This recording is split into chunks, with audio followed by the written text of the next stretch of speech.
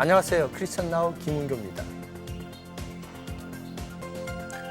작년 3월에 취임한 프란치스코 교황은 기존의 교황 이미지와 다른 파격적인 이미지로 많은 주목을 받고 있습니다.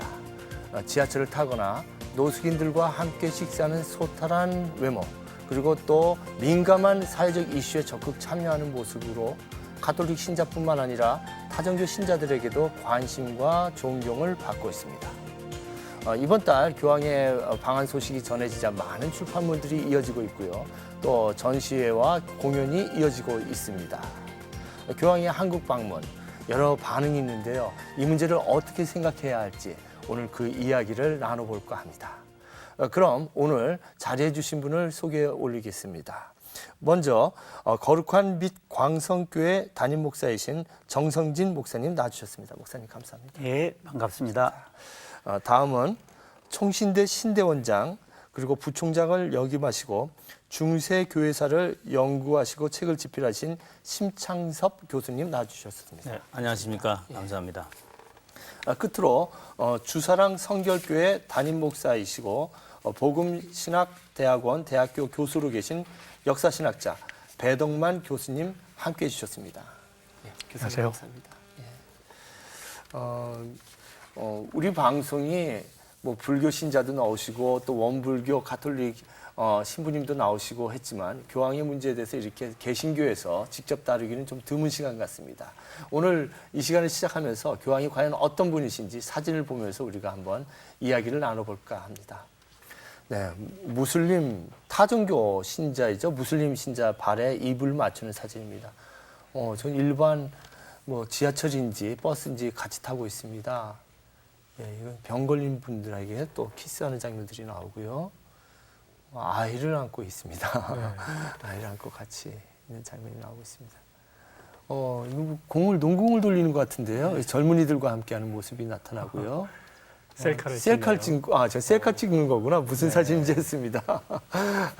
정말 그 일반인들과 다를 바 없는, 특히 옷이 좀 주목되는 것 같아요. 교황 그러면 막 어떤 뭐 여러 가지 장식이 있는 옷을 입고 다니는데 저분은 한결같이 하얀 옷만 입고 십자가, 되게 오래된 십자가를 목에 걸고 다닌다는 그런 말씀을 들었는데요.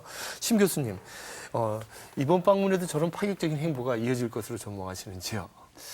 뭐 당연히 이어지겠지요. 네.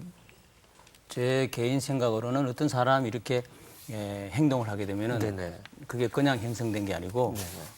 어떤 과정들이 있거든요. 네. 그래서 제가 느끼기로는, 제가 연구한 바로는 교황 자신이 그 라틴 아메리카의 그 해방 신학이 네네. 아주 심화됐을 때 네. 그게 추기경으로 켜졌습니다. 네. 근데 본인은 해방 신학을 반대했지만은 네.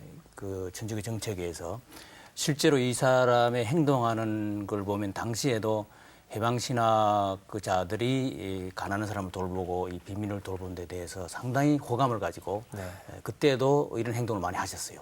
네. 그래서 그런 배경이 아마 상당히 깔려 있는 것 같고, 그 다음에 이제 예수회 출신이거든요. 예. 근데 이분이 돌출 행동을 굉장히 많이 했습니다. 네. 예수회라는 단체 자체가 그 가톨릭 안에서 비제도권으로서 그 제도권 이상의 파워를 가지고 있는 게 예수회 단체입니다. 그리고 소위 말해서 야성이 있는 이런 단체들이기 때문에 돌출 행동을 굉장히 많이 합니다. 예. 그래서 거기에 어떤 영향을 받지 않았나 그렇게 생각하고, 그다음에 이분 이름이 프란체스코거든요.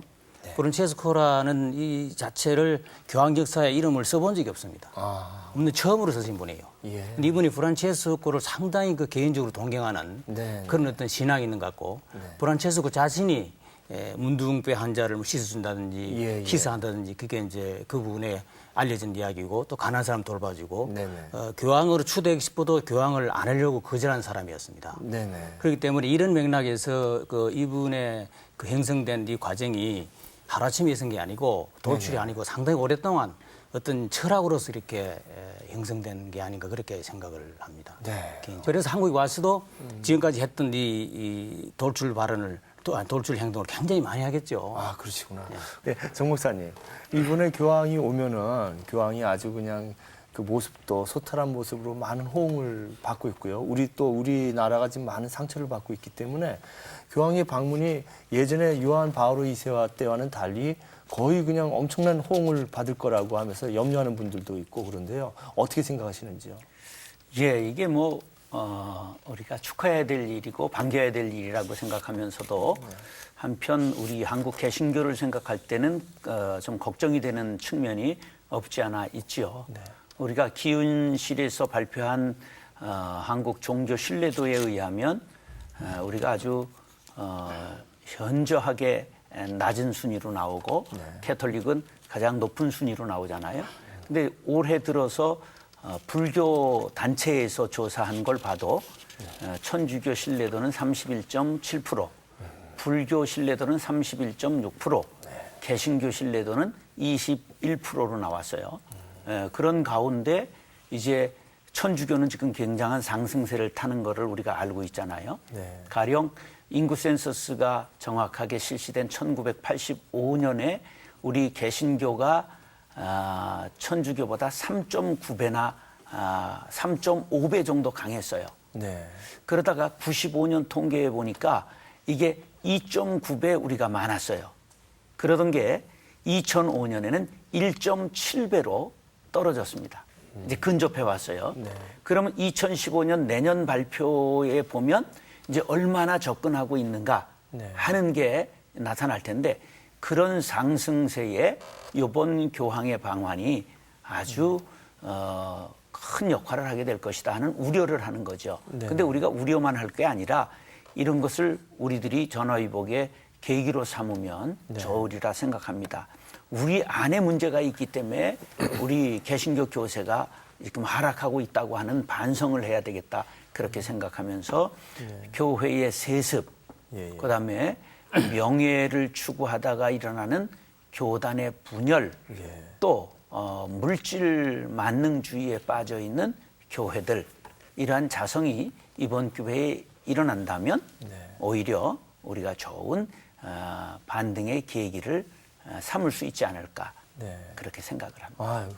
우리 목사님께서는 지금 신뢰도가 거의 10% 차이진다고 지금 말씀하셨어요. 예, 우리 개신교가 21%고 천주교가 그냥 30%를 넘어서는 거의 10% 이상의 차이가 지는데 어떻게 보면 그것이 자극이 돼서 긍정적인 면을 기여할 수 있다 이런 말씀을 해주셨는데 또 반대하시는 분들이 많잖아요. 예. 어떤 면에서 경계를 하고 반대하는지 그 이야기도 듣고 싶습니다. 예.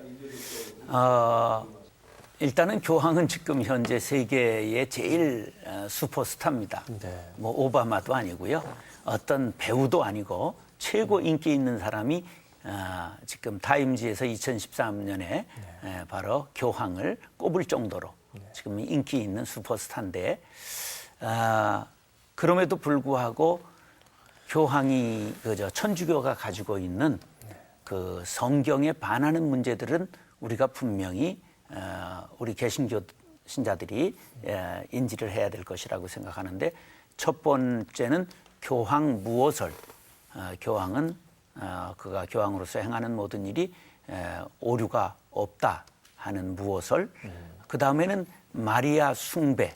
많은 사람들이 이걸 모르는데 지금 마리아가 얼마나 높아졌느냐 하면 하나님의 어머니이신 모후이신 마리아 이렇게까지 올라갔습니다.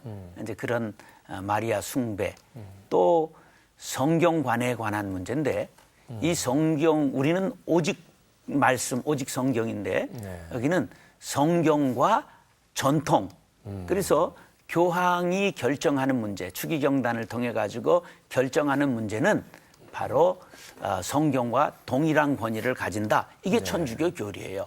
그러니까 10,000명이나 되는 천주교인이 한국에서 제사 지내지 않아서 죽었는데 그다음에 1939년에 교황청에서 이거는 종교 행위가 아니라 문화 행위로 볼 수 있다. 그래서 제사를 허용하잖아요. 이런 것들이 바로 이제 천주교가 갖는 장점이자 성경에 반하는 것이라고 하는 것을 우리가 인식하는 것이 굉장히 중요하고요. 그럼에도 불구하고 천주교는 이단이다 말하는 것은 또 굉장히 조심스러운 문제예요. 왜 그러냐 하면 이단을 정통이냐 아니냐 구분하는 게 여러 가지 요인이 있지만 가장 중심되는 건 세 가지를 꼽는데 성경을 정경으로 받아들이느냐의 네. 문제와 두 번째 사도신경을 신앙으로 고백하느냐, 네. 세 번째 삼위일체 교리를 인정하느냐, 이게 가장 중요한 핵심이라고 볼 때 천주교에서 이 세 가지 다 인정하거든요. 이제 이렇게 되니까 우리가 이런 면에서 적대시할 것만이 아니고 전략적 접근이 필요하다, 그렇게 생각합니다. 네, 배동관 교수님. 근데 네. 또 하나는 만인이 또 제사장이라고 우리 생각하는 그 종교개혁의 생각이 있지 않습니까? 네. 우리 모두가 제사장이라고 생각하는 네. 그런 것도 좀 다를 것 같은데 배 교수님이 생각하시는 이 가톨릭에 대한 생각 듣고 싶습니다. 지금 정 목사님께서 아주 정리를 잘 해주셔서 네. 우리와 개신교와 카톨릭 간의 근본적인 또 핵심적인 차이점들을 잘 얘기를 해주셨는데 네. 동시에 우리가 또 그 문제가 우리 안에 쉽게 이렇게 그 수학 공식 풀듯이 풀어지기가 어려운 게요. 예. 그럼 개신교 안에 그런 문제에 대한 합의된 생각들이 있느냐? 개신교 안에는 수많은 뭐 대표적으로 칼빈주의와 알미니안주의의 차이, 또 그다음에 거기서 오는 수많은 분열된 교단들 안에 또 진보와 보수, 근본주의, 복음주의 간에 있는 신학적 차이들이 예. 조금 아까 말씀하신 교회의 구조라든가 성경에 대한 입장이라든가 그다음에 그 죽음 이후의 문제 이런 것들에 대해서 굉장한 신학적 차이가 존재합니다. 그래서 카톨릭에서 말하는 것들이 우리가 기본적으로 동의하기 어렵지만 그러면 우리가 갖고 있는 답은 뭐냐? 그것에 대한 성경이 일치된 답이 존재하느냐? 할 때 또 우리 안에 굉장한 갈등들이 또 있거든요. 네.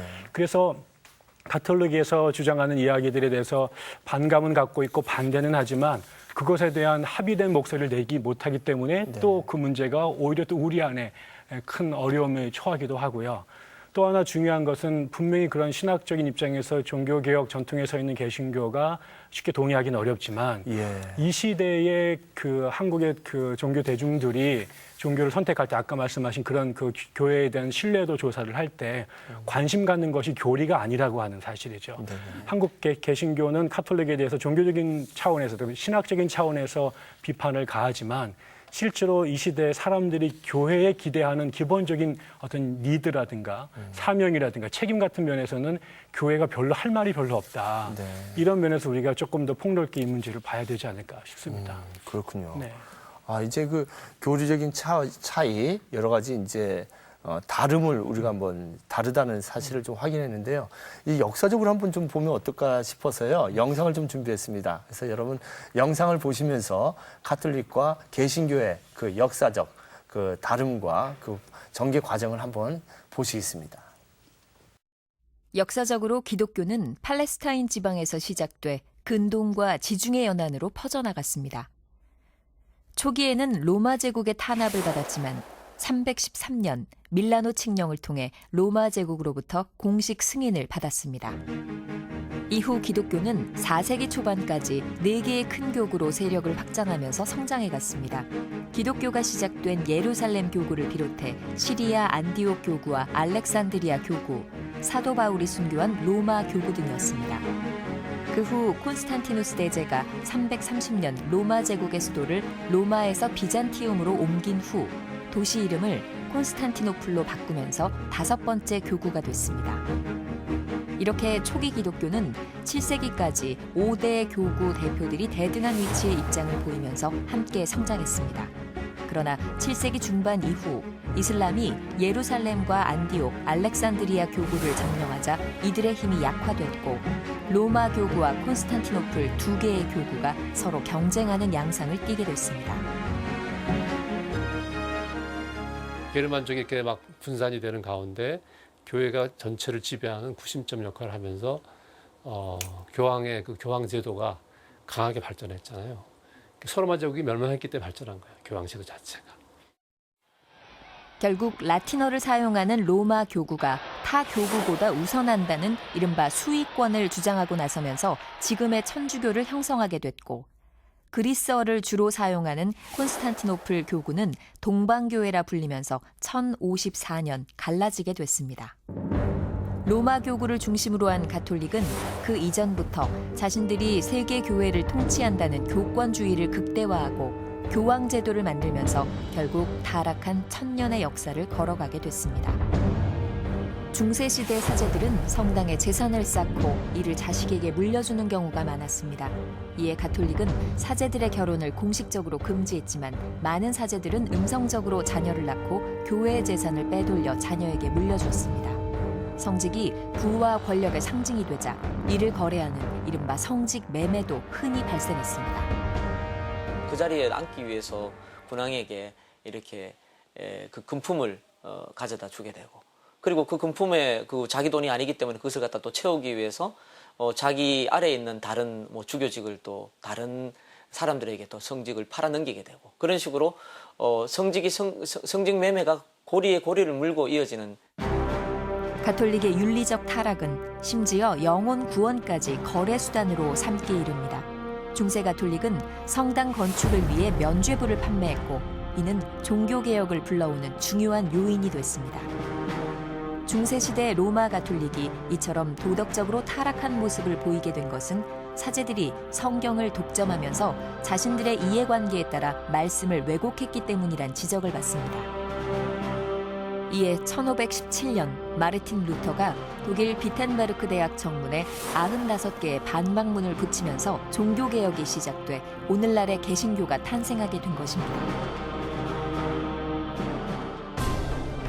이렇게 기독교는 2000년 넘는 역사를 이어오면서 제도나 교리 때문에 갈라지기는 했지만 동방정교회와 천주교, 개신교 모두는 한 뿌리에서 갈라져 나온 한 형제라는 점에 있어서는 큰 공통점을 갖고 있습니다.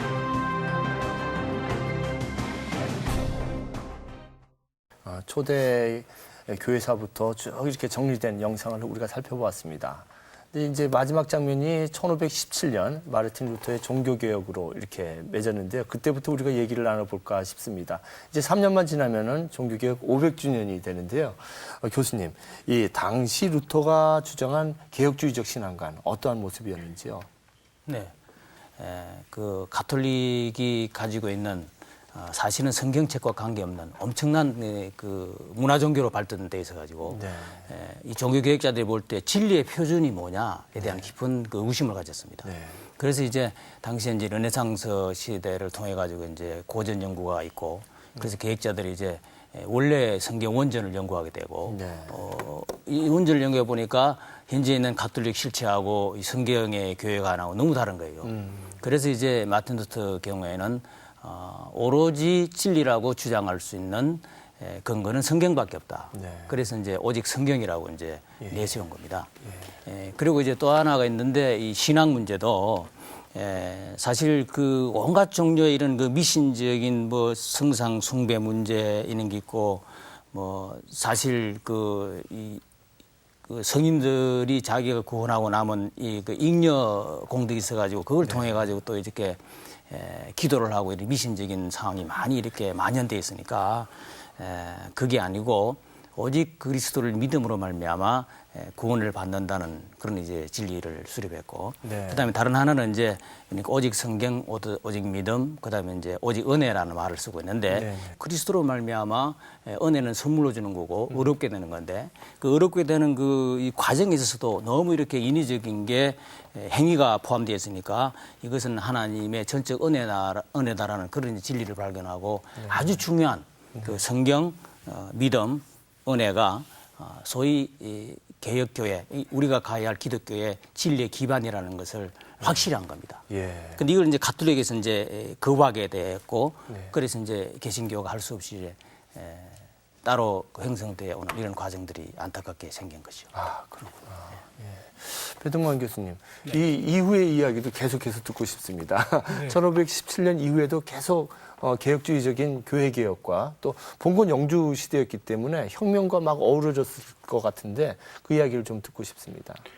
그 루터가 종교개혁을 시작을 했지만 그 루터가 종교개혁을 완성한 건 아니었습니다. 네. 그리고 루터가 독일에서 종교개혁을 시작했는데 그 영향이 또 비슷한 시기에 서로 영향이 주고 만난 적은 없지만 루터가 루터 동시대에 이제 스위스 특히 쭈리히에서 네네. 그 울리 쯔빙글리가 거의 같은 생각으로 성경을 보고 전통보다 성경이 중요하고 또 성직자들 안에 있는 그 부패와 성적 타락들에 대해서 도전하면서 종교개혁을 이제 일으키죠. 네네. 그리고 그것이 바로 옆에 있었던 이제 스위스 제네바로 옮겨붙어서 장 칼뱅에 의해서 종교개혁이 이루어지는데 그 루터 같은 경우는 그 당시 비텐베르크의 선제후에 정치적인 후원과 협력을 얻어서 이제 그 신성 로마 제국과 이제 갈등을 또 종교개혁을 일으켰는데 그 관계에서 굉장히 종교개혁이 정치적으로 힘을 얻으면서도 동시에 그 정치적인 힘을 얻은 것이 태생적 한계가 돼서 나중에 또 양자 간의 갈등이 문제가 되면서 루터가 후반기에 가면 상당히 보수적으로 선회하게 됩니다. 결국 그게 이제 결국 교회사에서 정치와 종교, 국가와 교회의 갈등 관계의 대표적인 예가 되는데 이제 칼빈 같은 경우 제네바에서 비교적 그런 국가 권력으로부터 좀 벗어나서 성서에 기반한 온전한 의미의 종교개혁을 이루어가게 되고 제네바에서 교회와 국가가 긴장 관계를 유지하면서 성서에 기반한 그 하나님 나라에 가까운 도시 공동체를 만들어내죠. 그 시대 또 하나 되게 중요했던 것은 그 당시에 핫 이슈가 두 가지가 있는데 하나는 국가와 교회 문제. 그러니까는 후반기에 갈수록 왜 루터가 저렇게 아주 급진적인 종교개혁을 시작했지만 후반에 갈수록 보수화됐을까? 그게 이제 결국 국가와 교회의 관계 문제다. 루터 교회 개혁의 실패가 국가와 교회가 정치와 종교가 유착된 것을 끊지 않았던 거다. 정교 분리를 요구하게 되고 또 진정한 루터의 이신칭의를 구원으로 끌고 가기 위해서는 세례 문제도 오직 믿음을 갖고 있는 사람들의 신앙 고백의 근거에서 세례를 베풀어야 된다라는 주장으로 이제 제사례파 그룹들이 종교개혁을 또 일으키게 되는데 불행히도 같은 로마 교황권에 대항한 종교개혁이었지만 이 제사례파의 주장이 당시로서는 굉장히 시대를 앞서가고 체제를 어떤 흔들어 놓는 그런 위험한 발언들이었기 때문에 카톨릭과 주류 종교개혁에 의해서 또 억압당하는 그런 어려움을 겪기도 하죠. 그러면서 종교개혁이 일파만파로 확장되기도 하고 또 그것이 나중에는 독일 농민들에게도 영향을 줘서 영주의 어떤 경제적인 착취에 대해서 민중 봉기가 일어나는데도 루터의 종교개혁 사상이 전파되면서 종교개혁이 종교뿐만 아니라 교회뿐만 아니라 사회적으로 또 정치적으로 굉장히 큰 영향을 끼치게 됩니다. 지금 많은 칼빈들하고 찌빙글리 그 전에 여러 개혁파 이야기들이 나오는데요. 목사님 생각하시기에 어떤 그 일관성이 있었을 것 같아요. 다 틀린 것 같지만 그 일관성이 어떠한 것이었는지 목사님 말씀 듣고 싶습니다. 저는 지금 아주 신학교 강의 옛날로 돌아가 있는 것 같은데 아주 좋은 말씀들을 들었어요. 근데 이게 종교개혁이라고 하는 게 근본이 어디에 닿아 있느냐 하면 예수님의 성전 청결에 닿아 있어요. 그러니까 그 성전에 환전하는 사람들 또 비둘기 파는 사람들이 그게 다 필요에 의해서 생긴 겁니다. 그게 불법이 아니에요. 그런데 그 필요에 의해서 생겼는데 거기 제사장들과 결탁해서 그것으로 부를 축적하는 사람이 생겼던 것이 바로 예수님이 성전을 청결한 배경이거든요. 그것이 바로 이 종교개혁도 마찬가지인 거죠. 교회들이 너무 부를 축적했어요. 근데 부를 축적하는 배경이 뭐냐면 성경을 이게 사제들만의 성경이었어요. 대중들이 성경을 읽지 못하도록 했고 성경을 박물관에 가보면요. 이게 그냥 지금으로 말하면 그 저택 한 채 값 가는 게 성경인 거래요. 너무너무 양피지에 아름답게 쓰고 그림을 그려놓고 이렇게 다 했었던 이 성경을 일반인들이 도저히 가질 수가 없었던 거죠. 이런 것들을 결국은 루터가 이제 성에서 숨어서 지낼 때에 독일어로 성경을 번역하잖아요. 그러면서 이제 이게 읽혀지게 되면서 사람들이 깨기 시작하는 거죠. 그러니까 사제들만의 신부들만이 읽었던 성경을 이제 신자들에게 이게 나누어 줄 수 있게 된 거죠. 구텐베르크의 인쇄술의 발달 이런 게 맞아 들어간 거예요. 그러니까 여기에는 결국은 이 종교가 갖고 있는 인간들의 한계, 그 이제 부를 축적하게 되는 거죠. 이런 타락과 그 다음에 성경 본질을 회복해야 되는 언제나 성경으로 돌아가야 되는 문제 이런 것들이 결국은 종교개혁에 닿게 되는 근본 원인이죠. 무엇보다도 그 종교개혁의 원점이 예수님의 성전을 청결하게 했던 예. 그 순간에 있다는 말씀. 근데 그걸 뭐 비단 지금 우리가 생각해 보면 천주교뿐만 아니라 우리 개신교도 숙제일 것 같은 그런 상황이 된 것 같아요. 더 큰 숙제가 됐죠. 그러게 말씀해요, 예. 목사님. 그래서 이번에 이야기는 우리 영상을 보고 쭉 그 종교개혁과 카톨릭에 대해서 이야기를 나누는데요.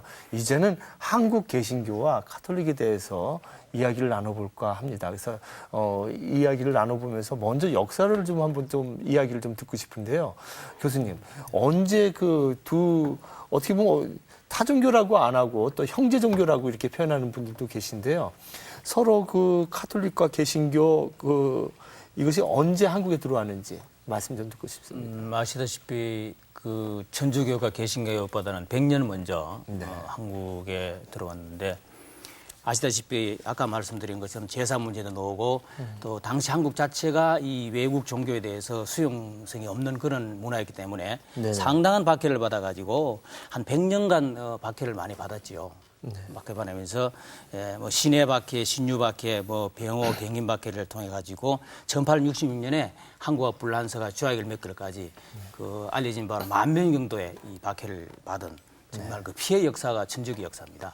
그 오늘날 천주교에 상당히 부각시키고 있는데 여기에 비해서 개신교는 어떤 면에서 이제 거의 이제 개화기에 개신교가 들어왔기 때문에 이런 심한 박해는 없었고 또 개신교 선교사들이 와서 한 일이 이런 그 종교적인 문제도 있지만은 주로 의료 사업, 그러니까 교육 사업, 구제 사업을 많이 했기 때문에 상당히 그 이미지를 잘 만들어갔어요, 제가 볼 때. 네. 그래서 큰 박해보다는 그 수용을 쉽게 할 수 있고 시대적으로도.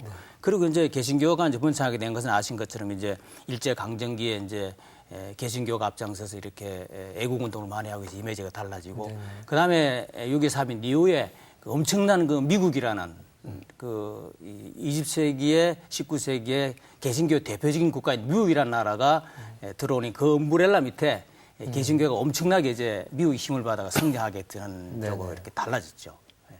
아, 그렇군요. 어떻게 보면은 근데 개신교에서도 순교의 역사가 굉장히 많았죠. 예. 네. 신사참배라든지. 근데 보면은 사람들이 요즘에 개신교를 믿는 게 고통스럽다 이렇게 얘기하는 경우가 많은 것 같아요. 그래서 카톨릭 쪽으로도 많이 옮겨가고 이런 경우가 좀 있는 것 같은데 이런 현상들 개신교와 한국 개신교와 그 카톨릭 이거 뭐 쉽게 생각하는 이런 거에 대해서 어떻게 생각하시는지요?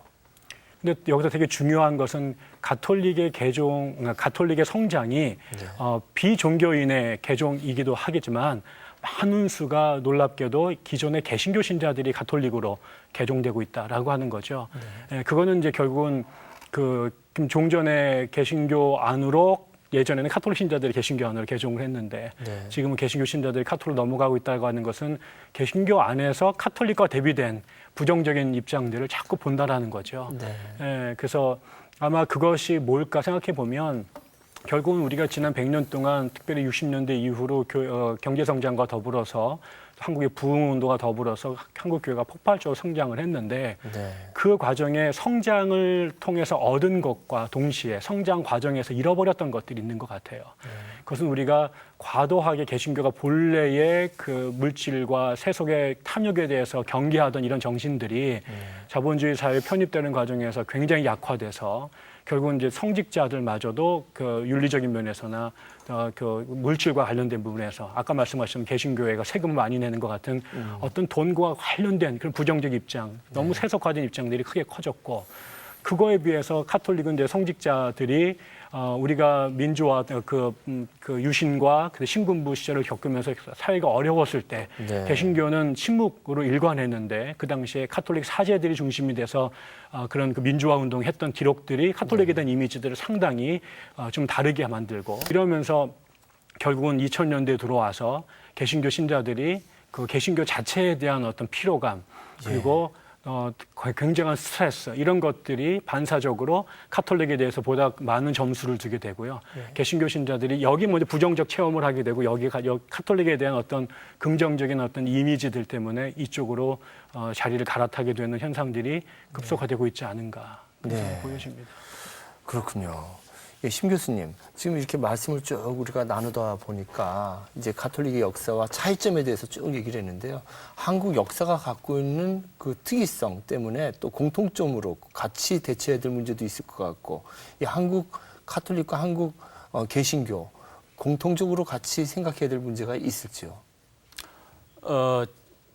일단은 교회, 네네. 이 교회 자체라는 걸 두고 생각할 때 개신교에서는 그 가톨릭 교회를 부패한 교회로 봐왔지 네. 교회가 아니다라는 이야기는 하지 않습니다. 네. 그래서 이제 일단 교회에 대해서는 같은 교회라는 인식이 돼 있고 개신교에서는 도리 가톨릭에서 개신교를 교회로 인정을 안 해왔지 오랫동안.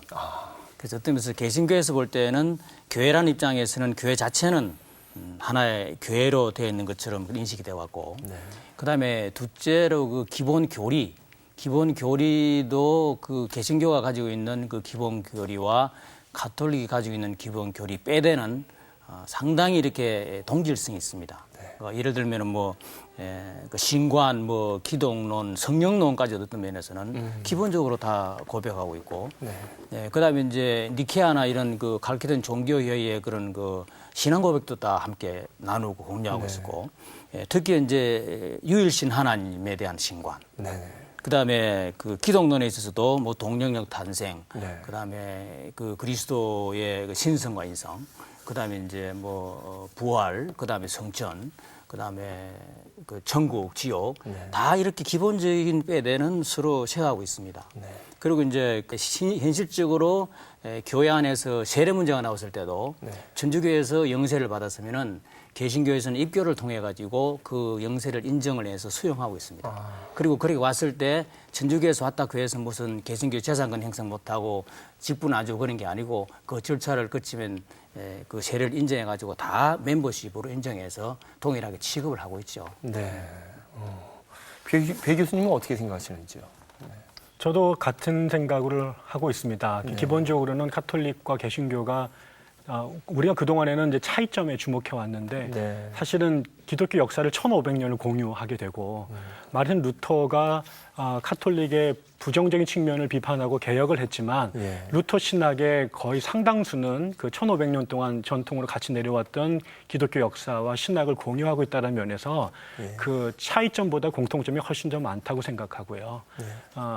저는 그런 면에서 지금은 우리는 흥미롭게도 가톨릭과 개신교의 차이는 너무나 잘 알고 있는데 기본적으로 우리가 같이 같은 삼위일체 하나님을 예배하고 같은 물론 성경에도 또 제1경전과 제2경전의 차이가 있습니다만은 같은 성경을 갖고 같은 주님께 예배하고 같은 성령을 간구한다라고 하는 이 기본적인 것들을 자꾸 무시하거나 있는 경향이 있는데 분명히 지금도 대화와 또 신학적 논의를 통해서 극복해야 될 중요한 차이가 있지만 근본적인 측면, 아까 목사님 말씀하신 이단과 이단 아닌 것을 구분하는 그 근본적인 측면에서는 여전히 개신교와 구교는 같은 근거에 두고 있다. 그러면 좀 더 주목해야 되지 않을까 싶습니다. 와, 그렇군요.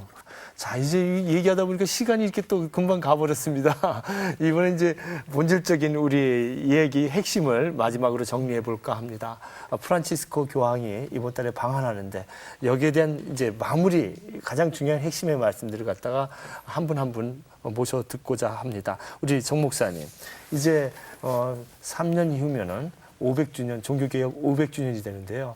이제 한국 개신교와 한국 가톨릭이 같이 해야 할 일, 어떠한 방향성으로 가야 할지 말씀해 주시면 합니다. 예, 해야 될 일이 많죠. 가령 정부 대북 문제, 이런 통일 문제, 이런 것들은 정부는 정부의 논리가 있고 군대는 군대의 논리로 해야 되지만 우리는 예수 사랑으로 성경 정신으로 해야 되는 거거든요. 그런 부분에서 기아 대책, 또 생명, 평화, 환경 문제, 또 통일의 문제 이런 거는 언제나 함께 해야 되죠. 그래서 이게 좋은 말이 교리는 나누고 봉사는 하나 되게 한다. 그러니까 우리가 교리를 따지면 서로 끝없는 논쟁, 그것은 일치를 갈 수 없죠. 그러나 나라를 위해서 온 사람들을 평안케 하기 위해서 해야 될 일이 무엇인가 하는 것으로 협력하고 나아가야 되리라. 예수님의 그 이타적 사랑을 실천하는 일에 우리가 깊이 들어가야 되는데 아까 배 교수님 얘기하신 것처럼 세상 사람들은 교리를 보지 않고 저 종교인들이 어떻게 사는가 하는 삶을 보거든요. 그렇기 때문에 우리가 삶으로서 성경, 삶으로서 예수를 말해야 되지 지금 자꾸만 교리를 얘기를 하면 안 돼요.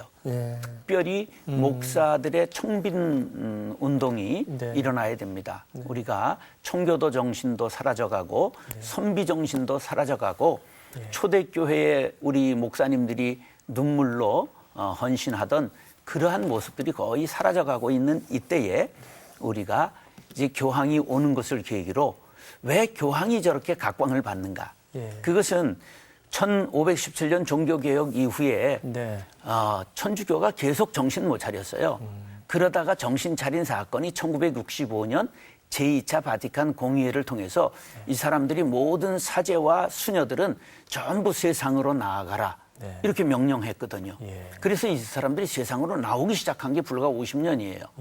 그런데도 불구하고 그런 것을 실천하는 스타가 나오질 않았다가 그 자기 자체 안에 종교개혁이 일어났던 1965년의 결정을 아주 몸소 전부 실천하는 교황이 1년 반 전에 등장한 거예요. 프란치스코 이름으로. 그것이 아주 각광을 받는 스타가 된 거죠. 우리가 이거를 알아야 돼요. 삶으로 얘기하는 종교가 돼야 되지 탁상 공론하고 교회 안에서의 거룩함만을 강조하는 이 한국교회로서는 비전이 없어요. 우리가 일부 예배를 드렸으면 2부 예배는 삶이죠. 이것이 한국교회가 앞으로 살 길이요 나아갈 길이라고 저는 생각합니다. 네, 아유 정말 오늘 귀한 말씀 해주셨습니다. 삶으로 그 교리를 관념으로 얘기하지 말고 삶으로 교리를 해야 한다는 말씀. 귀한 말씀 해주셨습니다. 근데 우리 심 교수님이 이제 그 이야기를 이어서 우리가 얘기를 해야 될 것 같은데요. 바로 이 교황이 오는 그 여러 자극들 중에서 중요한 것은 카톨릭의 교리보다는 지금 프란치스코 교황이 갖고 있던 이미지 같은데요. 그것이 우리에게 반성적인 자극이 될 것 같아요. 영적 지도자의 모습, 어떠한 모습이 되어야 될지 이번 일을 계기로 한번 말씀해 주시면 합니다. 예, 실제로 그 프란치스코 교황의 이미지가 천주교의 많은 이런 문제들을 다 상쇄해버리고 사람에게 대중에게 정말 천주교의 아름다운 모습을 보여주는 그런 대표적인 모습으로 등장을 하시게 되는데 이분의 이런 그 행동과 그 사람들에게 미치는 영향 같은 것은 개신교뿐만 아니고 천주교에서도 상당히 이제 영향을 받을 것으로 제가 생각을 하고 있습니다. 그래서 제가 보기로는 일단은 개신교 입장에서 말하면은 그 개신교 지도자들이 이런 면에서 교황이 추구하고 있는 이런 그 소위 말해서 교리를 떠나서 아까 말씀한 것과 마찬가지로 이 사회적인 약자를 도우고 그다음에 정말 교회가 삶을 통해서 살아가는 그런 모습을 회복하는 계기가 되지 않으면은 개신교는 앞으로도 상당히 오랫동안 어려움을 겪을 것 같고 이 회복하는 게 시급하고 그다음에 이제 교회 자체로도 교회 자체 이미지가 지금 굉장히 좋지 않거든요. 이 개신교. 그래서 교회 자체도 제가 처음 말씀드린 것과 마찬가지로 천주교에서 지금 그 내놓고 있는 단골 메뉴는 보편적인 가치 추구입니다. 그래서 모든 사람이 공감할 수 있는 이런 그 정쟁이나 무슨 이런 교리 문제가 아니고 뭐 대북 문제라든지 세계 평화라든지 환경 문제라든지 이런 그 고아 문제라든지 누구라도 추구해야 될 이런 가치 추구를 가지고 이제 천주교가 이렇게 소위 말해서 트레이드마크를 사용하겠단 말이에요.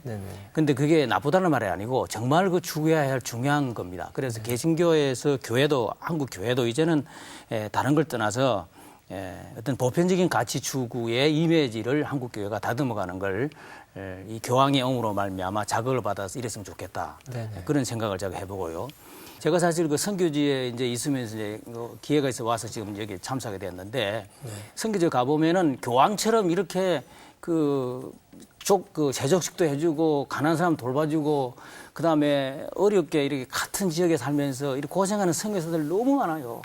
그런 사람들은 전혀 보도가 되지 않지만은 그 교황이 그런 행동을 하게 되면 이거는 뭐 세계적인 이슈가 되잖아요. 그래서 개신교랑은 원래 이렇게 한 군주 체제로 이렇게 통치되는 게 아니고 이 전부 다 모래알처럼 흩어져 가지고 이렇게 이 개신교가 형성돼 있는데 이런 모습을 보면서 개신교가 이런 일을 많이 하는데도 불구하고 하지 않는 것처럼 이렇게 있는 자체가 너무나 안타까워서 이제는 교회 자체가 앞으로 이런 문제에 대해서 이미지를 만들어 가서 소위 말해서 안 믿는 사람에게 교회 이미지를 다시 살리는 문제가 대단히 중요하다고 생각을 하고 있습니다. 제가 말씀드린 것처럼 정말 종교 개혁자들이 그 말씀 중심, 그다음에 신앙 중심, 은혜 중심의 좋은 방석을 이렇게 깔아 넣었는데 천주교와 개신교가 어떤 면에서 앞으로 이 문제를 좀 함께 토론해 가지고 천주교든 개신교든 진리를 찾아갈 수 있는 그런 운동들이 있으면은 안 믿는 한국 교회, 안 믿는 한국 사람들에게 기독교라는 이 전체 이미지가 좋아지지 않을까 그렇게 생각하고 있습니다. 네.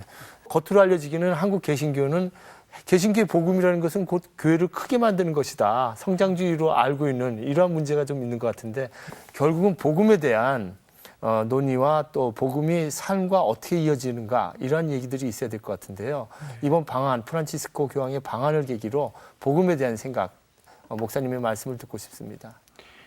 저는 이분이 그 프란체스코라는 이름을 갖고 있는 것이 의미가 있다고 생각이 들고 사실은 교회사에서 그 가장 예수님을 닮게 살았던 그리스도인이 누구냐 그러면 부동의 아마 인기 투표 1위가 그 아시시의 프란치스코라고 들었습니다.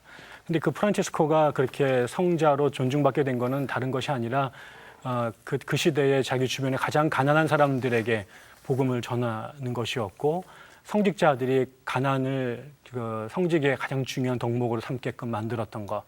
그것이 그리스도를 따라가는 방법 중에 되게 중요한 거라고 가르쳤던 것이라고 생각이 들거든요. 그건 사실은 프란체스코의 주장이 아니라 가난한 자에게 복음을 전하라고 하는 또 더 나아가서는 종의 몸을 이 땅에 입고 오셨던 예수 그리스도의 성육신의 복음이 그것이고 그것을 삶 속에서 구체적으로 실천해 가려고 하는 것이 그리스도인의 제자됨이라고 생각이 든다면 오늘날 한국 교회가 왜 민족의 박수를 받던 교회가 이렇게 비난과 걱정의 근심이 됐을까? 그것은 예수 그리스도의 성육신 또 가난한 자의 복음을 전하는 성경의 가장 기본적인 진리를 우리가 잊거나 혹은 소홀히 했던 거라고 생각이 듭니다. 저는 프란체스코 교황을 통해서 카톨릭 이미지가 올라간 것에 대한 우리의 반작용 혹은 대응은 더 프란체스코다운 개신교가 되는 것뿐이라고 생각이 듭니다. 그래서 그것이 결국 예수 닮기이고 십자가의 도고 제자도라고 생각이 들어서 이번 기회 그게 우리 한국교회 없었던 거 아니거든요. 우리 초창기에 한국교회 세웠던 모든 목사님들, 평신도들 다 그렇게 빈곤을 정말 가을 삼아서 우리 이용도 목사님처럼 가난은 나의 아내여 신부여 이렇게 권면했던 우리 전통들이 있거든요. 그것들을 되살리는 계기가 됐으면 참 좋겠습니다. 그게 아마 한국교회가 부흥하는 길이고 또 시대를 이끌어가는 예언자의 사명을 감당하는 첫걸음이라 생각이 듭니다. 네, 감사합니다.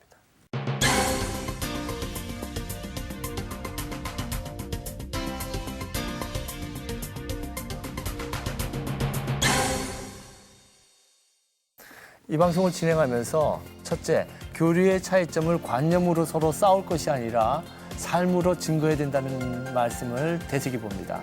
또한 봉사는 같이 연합해야 되고 그리고 아시스의 프란시스가 원래 그 주여 나를 평화의 도구로 써달라고 했던 고백만치 우리가 더욱더 프란시스 그 삶에 밀착해 들어가는 것이 개신교를 위한 길이 아닌가 생각해 봅니다.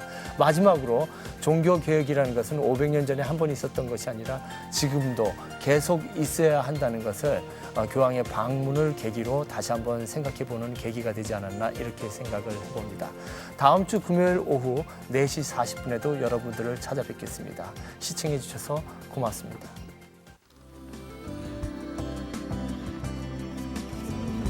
말씀해 주셨어요. 감사합니다.